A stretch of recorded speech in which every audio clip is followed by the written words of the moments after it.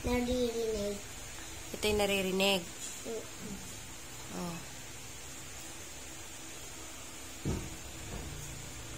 Number 2, ano yan?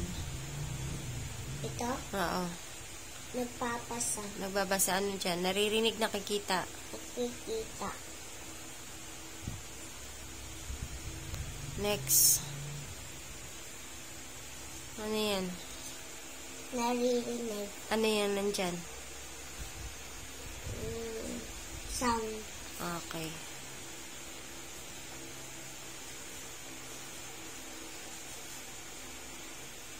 Next. Ano yung ginagawa niya? Tinitignan. Ano yung gamit niya? Tenga o mata? Mata.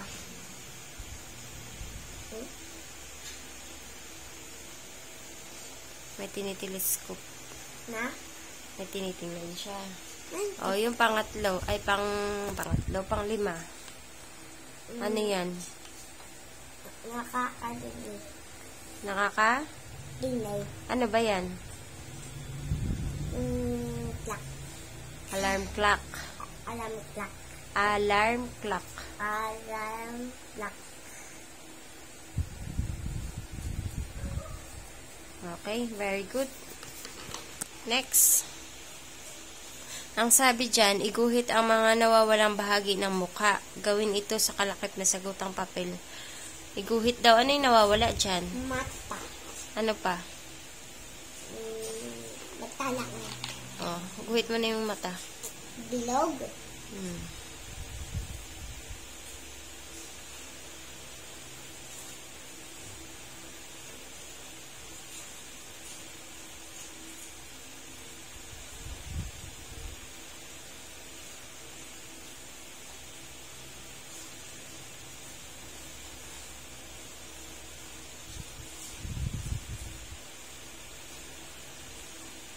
Ano yan? Duling. Duling yung ayusin mo.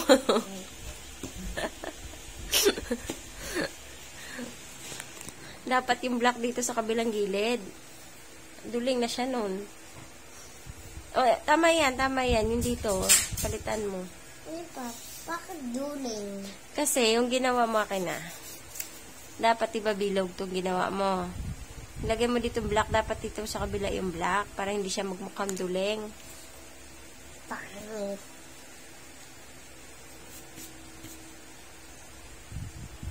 Kala ko, ha? Dito?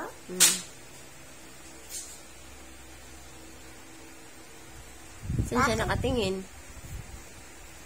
Ano? Saan siya nakatingin? Tingin? Sa'yo. Sa akin. Okay. Kulayan mo na nga. Wala man nakalagay na kukulayan na. Next time na natin.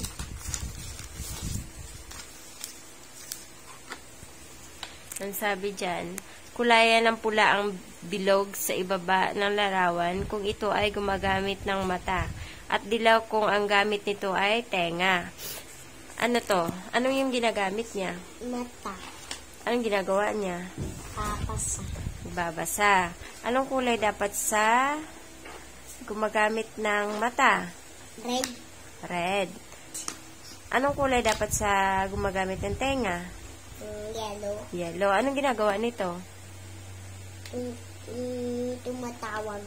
Tumatawag. Anong gamit niya? Mata o tenga? Tenga. Tenga. Ito, anong ginagawa niya? Nanonood. Nanonood. Ano yung pinapanood niya? TV. Sa TV. Anong ginagamit niya? Tenga ba o mata? Mata. Mata. Ito, anong ginagawa niya? Nagpapamusik. Nagpapamusic. Ano yung ginagamit niya? Mata bang ginagamit niya dyan? Tenga. Tenga. So, kulayan mo na. Kuha ka ng pakulay.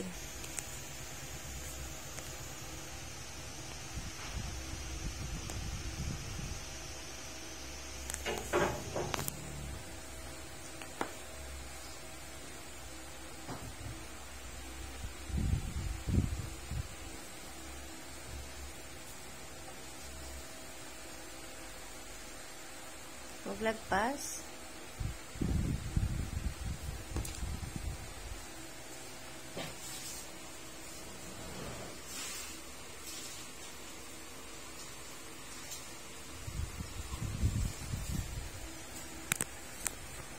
Okay na. Very good. Good job, ate.